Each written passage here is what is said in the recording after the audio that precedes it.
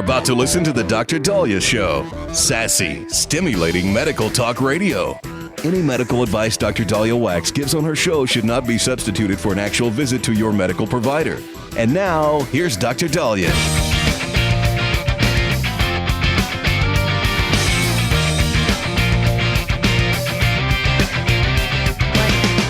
We're back on the Dr. Daliah Show. Thank you all for tuning in. 1-877 Dr. Dali, 1-877 DOCDALI. So many of you heard there was an extremely powerful earthquake that rocked Myanmar. At least 144 people to date, or as of this latest hour, have been killed. More than 730 injured when a 7.7 magnitude quake struck Myanmar, and I hope I'm pronouncing that right, Myanmar, near the city of Mandalay. This is according to the head of the country's military government, as well as CNN. A strong aftershock of 6.4 magnitude also hit Myanmar, with tremors felt across Thailand and in China. Now, most of the news has been centering around this big, huge building collapse. The quake triggered the collapse of buildings hundreds of miles away, including as far away as Thailand. 3 people died in the nation's capital, and authorities are now trying to free 81 people believed to be trapped under the rubble of an under-construction high-rise in the city. Fortunately, that building was not an actively used building. I know flashbacks of September 11th and seeing buildings collapse and people in them. We never want to see something like that happen again. Unfortunately, many of the construction workers and people working and in the site. So it was supposed to be a under construction building, but unfortunately, 81 people still trapped. Myanmar is one of Asia's poorest nations, according to CNN, and is reeling from a civil war sparked by a 2021 military coup. There's weak infrastructure, and so it's very vulnerable to natural disasters. The World Health Organization said it's mobilizing to treat victims of enormous damage. The damage caused by the earthquake, obviously, is now rated to the degree of enormous. So they're trying to bring in supplies, help individuals. And then the military has made an appeal for international assistance. And so the leader of Myanmar's ruling militia, junta, has made a call for help, which is not something they commonly do, for international help. And so Min Aung Hlaing, hope I'm pronouncing that correctly, says, I've personally visited some affected sites to assess the situation. I would like to call upon everyone to join hands and support the ongoing rescue missions.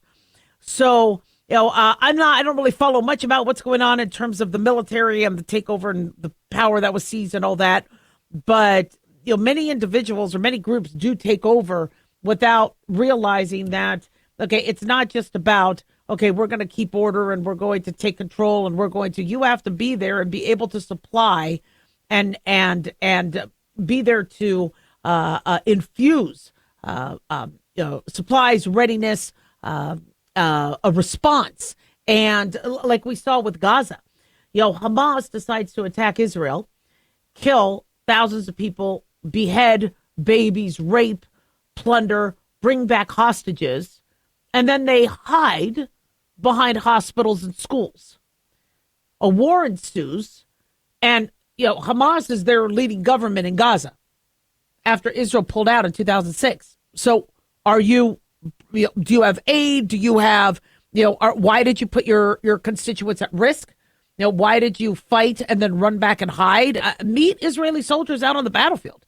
There's plenty of land out there where you guys could be on the battlefield, battle it out, and not let any civilians get involved. But that's not what these militias or these terrorist groups or whoever these individuals are. And I'm not equating what's happening in Myanmar with that. But I see this happen time and time again where somebody takes, whether it's the Taliban in Afghanistan, and they're like, well, we could take control, so we're in control. Yeah, but are you really providing the structure? Are you really providing the government? And when we saw what's happened in our own country with administrations taking over and saying, well, we're going to, our big priority is winning elections. So that's okay. You could come across the border and then hopefully vote. You don't need to use voter ID. How is that putting Americans first? How is that working on our infrastructure? How is that protecting the country? When, FEMA says last year that we will not be able to handle another hurricane after the one that pummeled Florida and North Carolina, and then they got hit again. How does FEMA not have enough money? Yet there's money to ship migrants, put them up in hotels. All these other billions of dollars being spent on waste, and I don't know, these animal studies or whatever they were doing with the money that Doge is finding out. It really frustrates me. See, as a doctor, you entrust your government to make sure that if there is a natural disaster, and they happen, that your infrastructure is in place, that you can minimize and mitigate a lot of the damage, either with levees or with having enough water in the hydrants and water reservoirs if there's wildfires, by telling people to get their electric vehicle out of their house if a wildfire is about to take over their neighborhood, because you can't extinguish an electric vehicle fire. And you expect your government, whether it's your local government or your national government, to do their job. And natural disasters happen. That's just the nature of the beast. We've had ice ages, we've had droughts, we've had fires, we've had earthquakes, asteroids. These things happen. And so the job of the government is to have at least a plan, an action plan, how to mitigate these measures, and show that if, God forbid, there is a catastrophe, they know how to step in, swoop in, and do the best job they can. And asking for help is actually a very intelligent move. Saying, oh, no, we got this. No, I think it is absolutely fine for the government to ask for help. But, before anybody takes office or before anybody takes over a country or a region, understand that, it's not just, okay, well, we have enough people. We'll walk around with guns. We'll take this over. Everybody will follow what we say. What are you going to do for the schools? What are you going to do to protect the homeless? What are you going to do for the sick? What are you going to do if there's a natural disaster? And, I see this all the time, the priorities. One of the reasons why I'm not running for office is because, one, I think I could do more, being on air and seeing patients and all that, to give that up. I think I'm helping more people that way. But also, I would be very, very frustrated if what I wanted to do to fix things couldn't get done. 1-877 Doc Daliah.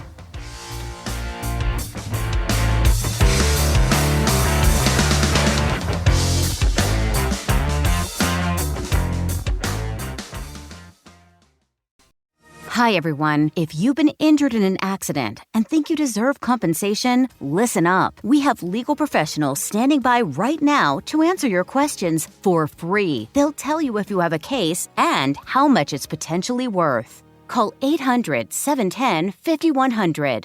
I'm here with spokesman John Wolf. So, John, tell our listeners who should call right now. Well, Maria, first off, thank you for having me join you to answer the listeners' questions. Now, as far as who should call in, anyone who's been injured in an accident and think you deserve compensation, give us a call right now and find out how much your case is potentially worth. Call 800-710-5100.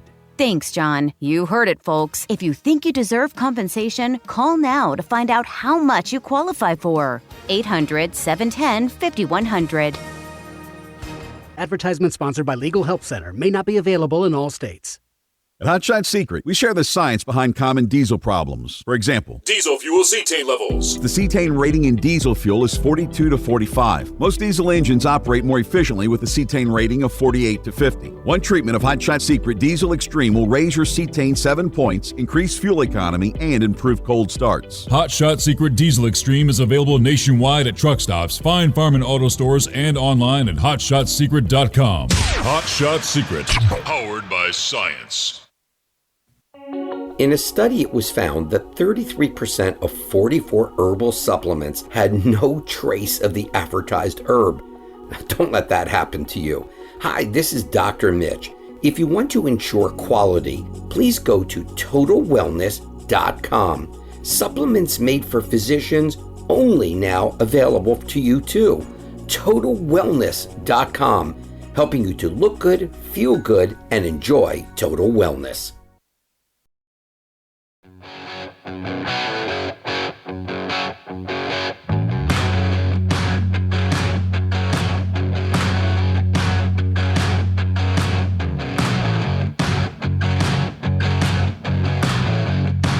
right. We are back on the Dr. Daliah Show. Thank you all for tuning in. 1-877 Dr. Daliah, 1-877 DOCDALI. Big thanks to Talk Media Network for making the show happen. Big thanks to Daniel, our producer, and big thanks to y'all for tuning in. We really do appreciate it. Don't forget to follow us on Twitter or X at Dr. Daliah, Facebook, The Dr. Daliah Show, and on YouTube. Click like and subscribe. So this headline caught my eye. Daily Mail has an exclusive saying RFK exposes woke California schools spending huge sums teaching 10-year-old kids to use sex toys. Now, when you see a headline like that, you're like, okay, now are schools still doing that? Are they really in the fifth grade? Because 10-year-olds are usually fifth grade, and fifth grade is when sex ed starts. Is this happening where sex toys are being introduced? And then why? Well, this was a letter that was shown exclusively to Daily Mail, where the Department of Health and Human Services is warned that the state's health agency was not showing age-appropriate or medically accurate materials to students. In a statement, the HHS said it would not tolerate the use of federal funds for programs that failed to meet its requirements. The letter demanded California now send all materials used for sex education in schools to the HHS for review prior to teaching. So this is one of the reasons why some people are advocating that the Department of Education continues to exist. This is another reason why people are saying, you see, we don't need the Department of Education. They're not working. There still has to be some oversight as to what is happening at these school districts. I prefer states have more control. I like smaller federal government, stronger state involvement. But you see how the HHS, according to this letter, rather than the Department of Education, saying, look, we're going to dry up funds, HHS is getting involved. Now, HHS you could really restructure the Department of Education where student loans are handled by the Treasury because it is money that Congress appropriates. It is money that has to go back. So, and then in terms of sex ed and health, that could go through HHS. In terms of the school lunches, that could go through the FDA, USDA, and the Department of Agriculture. So it can be restructured, but this is an example of, all right, if California is doing what they want and it has to do with something that is not really deemed per HHS medically accurate or safe, then who oversees that? That's so it is one of the questions I think a lot of us have if the Department of Education gets restructured. Not that the Department of Education is doing their job, the fact that this stuff is happening. But according to this letter, the materials, instructors are told to teach students about sexual aids, commonly called sex toys, by youth. They are also told to teach students about role plays that reflect the spectrum of sexual decision-making circumstances and to use inclusive language and they, them, theirs pronouns rather than she, her, hers, and he, him, his. Now, California has been given 5 days to respond to the letter. But, this, as a medical provider, I believe that we do have to have some form that I believe as a child is developing, prepubertal is a very good time to start talking about the changes their body's going to have, to be prepared. How many of us started having bad BO until somebody explained to us, well, that's what, you don't use deodorant as a kid. And then all of a sudden you're like, wait a second, I stink. People have to prepare you for that. And if your parents don't, I think it's nice that parents can opt in for a sex ed curriculum and opt out. I think the default should be the out, not the where people will opt in, where you show teachers what the kids are going to be learning and have the parents check mark and agree. Any lesson that the parent doesn't agree on, then that child does not participate in that lesson. And so, I don't mind schools teaching sex ed. But I think parents need to be made aware what exactly they want to teach, and then can their child opt in or opt out. I think when I went to school in the 80s, you had to, I think my parents had to sign that I could learn it. Now, I remember being a kid, my parents would never talk about sex. And in fact, I remember getting hit when I asked about it. You just weren't, my parents wouldn't talk about it. So I was not expecting them to sign, but I think they were like, okay, fine, whatever. And they at least let me get sex ed. But sex ed, when I grew up in the 80s, was, okay, you're going to have boobies. Here's a tampon. This is what happens. It scared the hell out of me. They stuck a tampon in a cup of water, and that tampon blew up 5 sizes. I'm like, I'm not going to put that. What? Oh, hell no. And they explained what a period was. And I think they might have explained what sex was, and then they checked us for scoliosis. I remember we had to have our scoliosis checks with the girls, and I was like, oh, man. So I wore a sports bra. And I remember we had to be checked, and the girls were in one room, the boys were in another room. And they really didn't go into a lot of detail. But that's what we had for sex ed. Now, it looks like it's including sex toys. Now, as a physician, if you are going to be explaining to kids the risks of using things, for example, there were these boys who were using Apple chargers to thread into their urethra. So if this is something that's happening, somebody does need to teach these kids, don't do that. These are things that could be dangerous. If somebody is inserting things rectally, they could cause prolapse, tears. So, is it out on the school? Is that the doctor? Is that the parents? See, doctors used to handle sex ed. But if the parents don't bring the kids in, they're not getting, that's not a consistent form of education. The average parent is not going to be talking about rectal or anal beads or things like that because they might not know about it, or they might just not think that's very practical or relevant to their child. So the schools may feel they have to take this on. But do the parents have a say? So I had brought this up a few years back, where what should happen is there should be parent-teacher meetings, or it could be in mass. I understand that most of the parent-teacher conferences have to do with the academics, and so, but there should be mass meetings. They could be held in the cafeteria where the educators say, look, your child is in the 6th grade. These are things we want to make you aware, if you didn't know, that these kids are facing. And they could bring up, look, we've had children that have been caught doing oral sex in this age group. There are drugs that kids are using, whether it's at their school or another school. Many children we are hearing are experimenting with things that could cause them to bleed. Educate the parents, because I do agree that there may be a disconnect, that teachers may be more aware of things that are affecting current youth use than parents. I mean, if I am relying on what I went through in the 1980s, one, I'll forget to bring that up. Two, it's so far removed than what these kids are dealing with social media, etc. So what I think should happen is each semester, the teachers or the administration meet with the parents and say, look, we want to make you aware of the fentanyl, marijuana, oral sex, sex toys. These are things that these kids are being exposed to. Online predators. We can teach your kids about this. Or you could opt out and we won't. But these are the things we think these kids need to be aware of.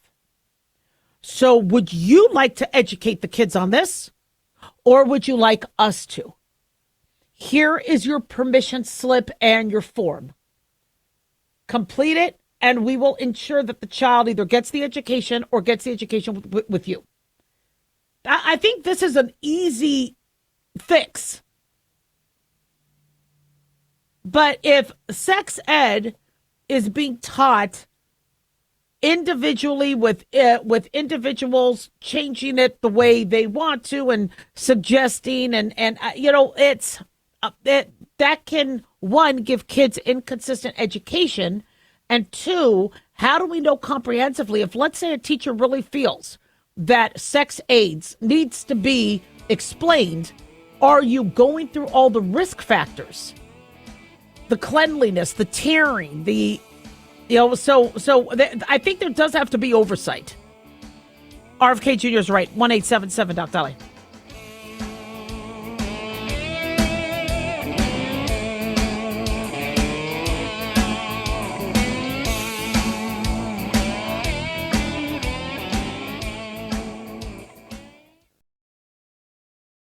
Dr. Daliah here. Are you tired, burned out, gaining weight, succumbing to the daily pressures of life? Well, how's your dopamine doing? How you feel right now, how you'll feel an hour from now, and how you'll feel next week is completely reliant on your dopamine. Our daily motivation and willingness to push through challenges depends on the intricate chemical process dopamine provides. Christian Kalikas and I created Deploying Dopamine, a book that tells you what dopamine is, when it dysfunctions, and how to successfully deploy it when needed. Find Deploying Dopamine on Amazon today. Check it out. Lisa Wolf here to tell you about our newest website for old-time radio lovers. It's 100radioshows.com. At this site, there are 5 old-time radio shows waiting for you to download free as our gift to you. And be sure to browse the additional 700 old-time radio shows available to you for 70% off by using the promo code RADIO at checkout. This is a limited-time offer, so log on to 100radioshows.com. That's 100radioshows.com.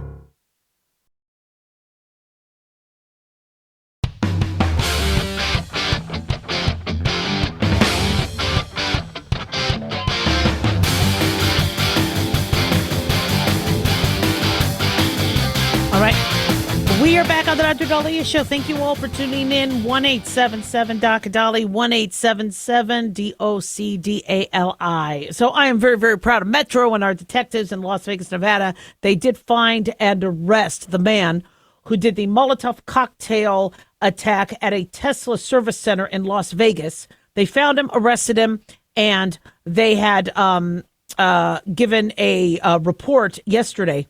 And Paul Hyan Kim, 36 years old, was arrested Wednesday by Las Vegas Metro after he allegedly set 5 cars on fire on March 18th at a local Tesla. Oh, they called it a local Tesla collision center. I thought it was a service center. Okay. He used Molotov cocktails. It looked like he also had weapons on him. He shot out the surveillance cameras. He painted resist on the glass of the Tesla Center. And Assistant Sheriff Dory Corin, I know him. I actually was at his wedding. Really, really good guy. This Assistant Sheriff spokesperson from Las Vegas Metro, good guy. So he broke down the details.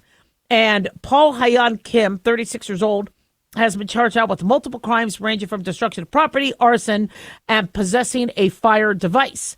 This is according to records. He's also going to face federal charges. Spencer Evans, the FBI agent in charge of the Bureau's Las Vegas office, told reporters at yesterday's briefing. He said there's nothing courageous or noble about firebombing private property and terrorizing your local community. He said the self-righteous mob that's cheering you on today to commit acts of violence on their behalf will leave you high and dry and forget about you tomorrow. Amen.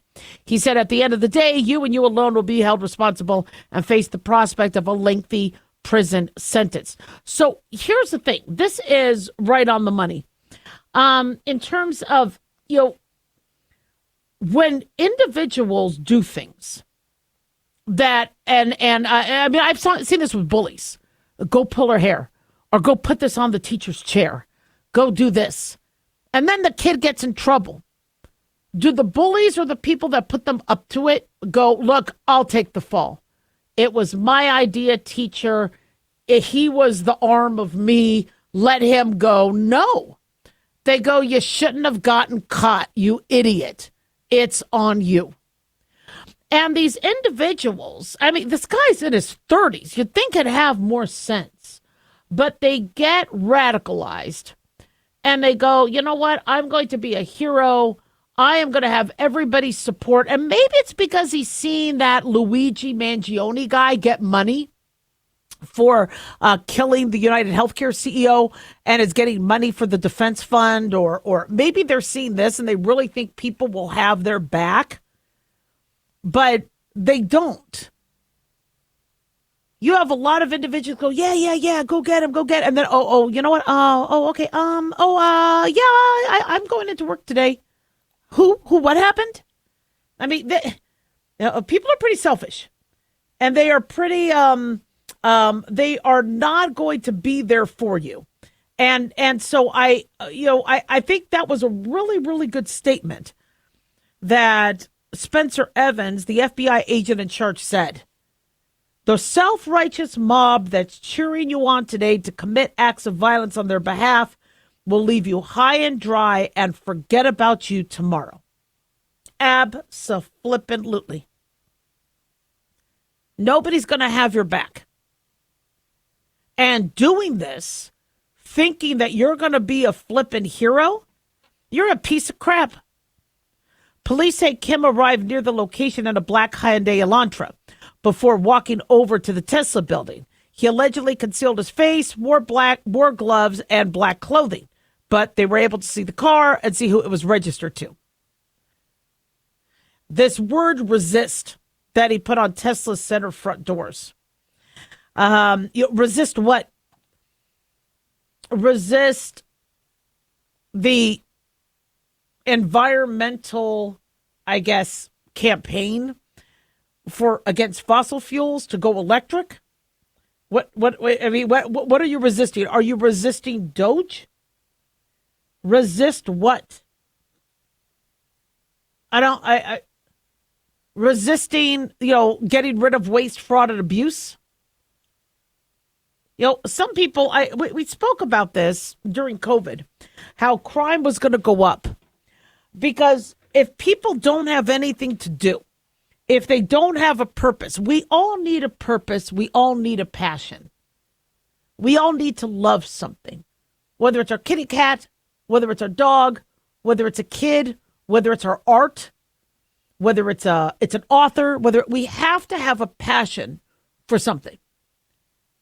And when you have individuals who may or may not work or may not be passionate about their work, or may not have a family to take care of, or they may not even care about themselves, they will start to wrap themselves up in politics or in a cause.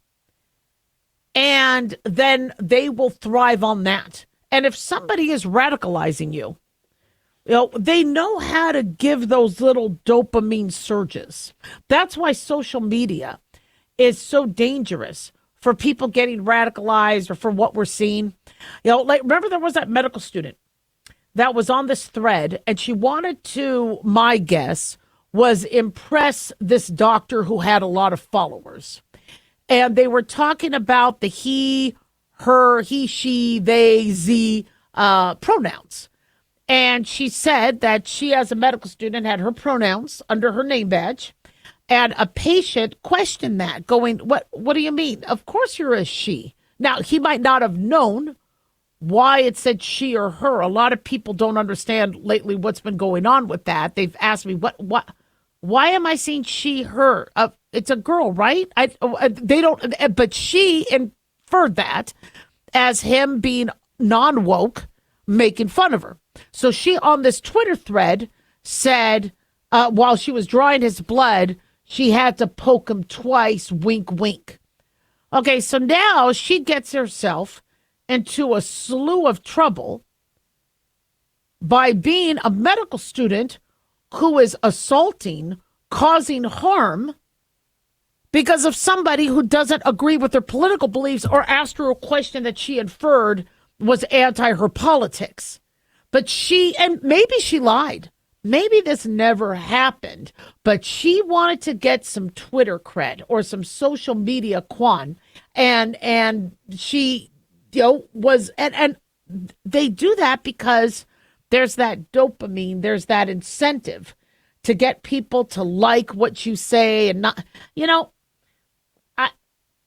listen, there's bigger fish to fry. Whether you like Elon Musk or not, whether you like Trump or not, or you like Biden or not, you're not on this earth to be, spending 24/7 on who is in the Oval Office for 4 years.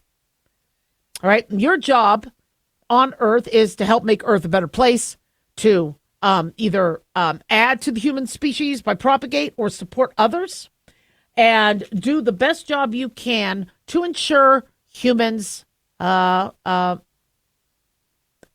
evolution and being able to fight off extinction. And live, love, eat, pray, poop, whatever.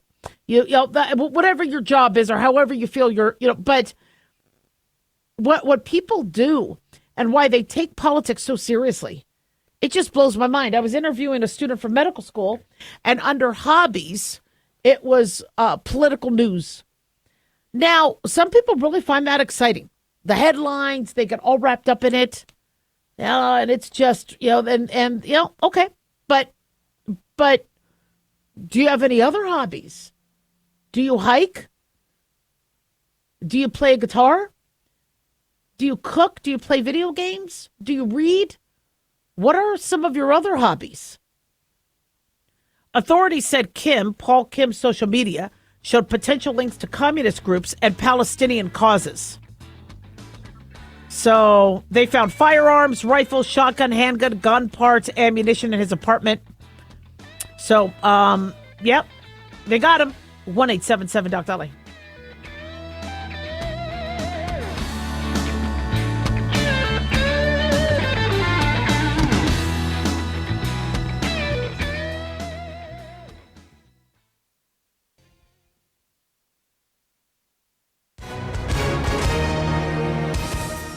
Hi, everyone. If you've been injured in an accident and think you deserve compensation, listen up. We have legal professionals standing by right now. They'll tell you if you have a case and how much it's potentially worth. Call 800-910-7500. That's 800-910-7500. Call now to find out how much your case could be worth. Advertisement sponsored by Legal Help Center. May not be available in all states. In a study, it was found that 33% of 44 herbal supplements had no trace of the advertised herb. Don't let that happen to you. Hi, this is Dr. Mitch. If you want to ensure quality, please go to TotalWellness.com. Supplements made for physicians, only now available to you too. TotalWellness.com, helping you to look good, feel good, and enjoy total wellness. Self-reliance. It's not a phrase we hear much in our culture these days. It might conjure up images of pioneers, the West, rifles, strapping men, and strong women. But what does it mean for us in today's world? The New American Magazine has just released its latest collector's edition, Self-Reliance, Foundation of Freedom.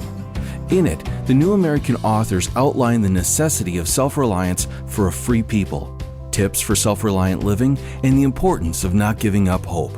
This unique edition includes articles on the self-sufficiency of the founders, preparing for a worst-case scenario, firearms, financial self-reliance, the importance of community, and many other topics by expert writers.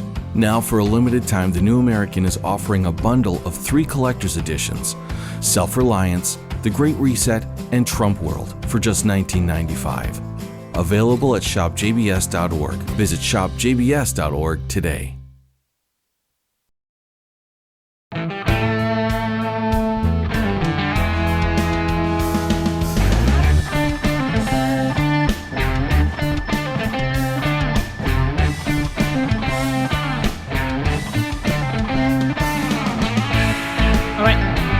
We are back on the Dr. Daliah Show. Thank you all for tuning in. 1-877-DOC-DALIAH, 1-877-DOC-DALI. So one of my listeners was having abdominal pain, and they called telemedicine, who suggested they needed an ultrasound to look for gallstones.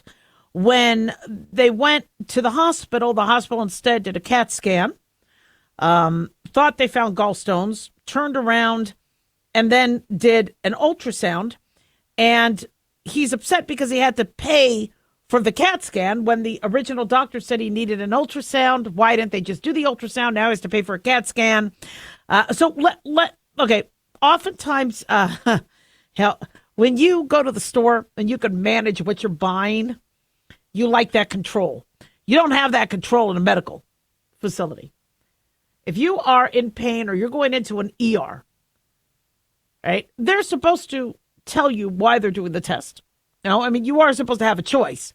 But when you get that bill, you're like, really? I had to pay for that Band-Aid? I had to pay for that Tylenol. I had to pay for that IV tubing. I didn't want the IV tubing. And that's a different topic than what, should I say, this question is more addressing gallstones and scans, etc. But I don't see that in the future anytime soon, where they are going to say, we need to give you a Tylenol. We need to pay for IV tubing. We need to do X, Y, and Z. And then you sit there and say, I want this. I don't want this. I want this. For those of us who work I've been an ER doc. Okay. Time is of the essence. You come in, I need to get access. So I'm going to put it in an IV. I'm going, and I get, it's, you might not want an IV, you might not want tubing, but if you're coming to the ER for us to save your life, we're not doing that to make money. I don't make any money putting it in an IV, but these are things we have to do to protect you. If you're going to be getting a scan, we're going to be putting in an IVs in case we have to use contrast. Oh, if we think you're dehydrated, we're going to be putting in an IV. If we think we need to give you medications right away. Yeah, if you're having a gallbladder issue, you are not supposed to have eaten for 4 hours prior to the ultrasound. Well, a lot of people have pain after they eat dinner. So they're coming in. They recently had dinner. Okay. I don't think we're going to be there yet. There will be the price transparency as it pertains to ERs, where it's going to be or like if you have to have your appendix removed, this ER charges this much, or this hospital, because the appendectomy and the appendix removal has happened in the OR. So it'd be this hospital charges this much, this hospital charges it. But in terms of, I'd like to know what I'm going to have to pay in the ER, and I'd like to fight charges, that's a little tricky. So now, CAT scans versus ultrasounds. If we are thinking you have gallstones, we are going to do an ultrasound. It's cheaper. It's fairly easy. We don't necessarily need IV access. We could ultrasound, and we could pick up gallstones fantastically on ultrasound. However, what if you are having acute cholecystitis, where your gallbladder is inflamed? Now, what is your gallbladder? Your gallbladder is like a little purse. And what it does is it holds the bile that your liver makes. Your liver has to make bile to digest food. But your liver needs to pre-make that. It doesn't have time, if you're eating a burger right now, to go, okay, whip up some bile. So the bile has to be ready to go. So the liver makes it, and then it sits in the gallbladder. The gallbladder gets a signal when you eat that, there's some fat. We're picking it up in the small intestine. We need some bile now. And then the gallbladder squirts. It contracts, squirts the bile, and it goes down ducts until it gets to your small intestine. It joins what the pancreas is also excreting if you need enzymes to break the food down. So there has to be a storage unit for that, and that's what a gallbladder does. Sometimes the bile, depending on the composition, depending on genetics, will solidify. And there might be stones. People who lose weight rapidly, we're getting a lot of gallstone issues with people on Ozempic and Mounjaro, Wegovy, Zepbound, because they're losing weight quickly. Well, if the liver was used to making a certain amount of bile and now you're not eating, then we see with rapid weight loss, sometimes that'll incite gallstones. Fad diets can also incite gallstones. Sometimes it's just also the composition of some of these with the salt, the calcium. And so if a gallbladder is now making multiple stones, when the gallbladder squirts and contracts, well, that little stone comes up. And if that stone doesn't, easily pass down the ducts to get to the small intestine, it can cause back pressure. It could cause a lot of pain. I had kidney stones. Kidney stone pain is pretty damn severe. I think even worse than gallstone pain, but I've never passed a gallstone. I've never had gallstones. So I don't know what that would be like, but it could be pretty painful. With kidney stone, though, you're vomiting, you're writhing in pain. So I think kidney stone pain is worse technically, but both can be very, very painful. And so if we are thinking you are now blocking the ducts, and then you're getting back pressure onto the liver and the gallbladder, well, then we are going to want to assess the inflammation, the wall, swelling. An ultrasound could still do that, but a CAT scan's better. And then sometimes these gallstones cause so much back pressure that the pancreas starts getting inflamed. Now, an inflamed pancreas can be picked up on an ultrasound, but we usually use a scan. So if somebody is having upper abdominal pain above the belly button but below the breastbone, right, left, center, we need to look at your pancreas, we need to look at your liver, we need to look at your gallbladder. We need to, it could be an ulcer, could be reflux, acid reflux, esophagitis.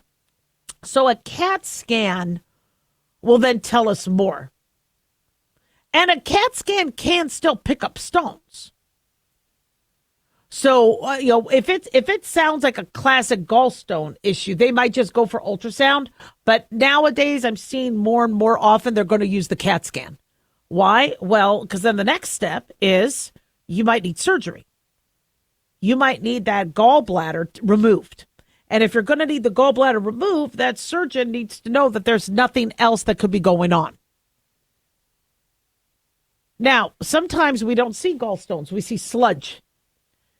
And sludge is like kind of like rocky mud, but may not be enough to, be coalesced into stones. So it's sludge.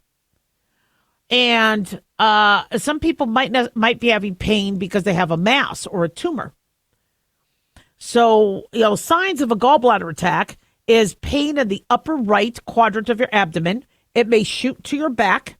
It may come in waves because passing a stone, the pain may come in waves as a stone is trying to move, and the smooth muscle of the ducts are trying to contract and push it through like a baby, like, contractions when you give birth, or for males when you see your partner give birth. You may become yellow or jaundiced if the liver is getting involved and getting back pressure. You could have nausea, vomiting, sweats. You could have bloating, bowel issues. I can't tell you how many people think they have gluten issues and gluten sensitivities, and it ends up being their gallbladder. So that, if you were having a gallbladder issue, they confirmed it, but they did a CAT scan. Most likely, the surgeon would have wanted the CAT scan, and the CAT scan looks at the other body parts to see if they're getting affected. 1-877-DOC-DALIAH.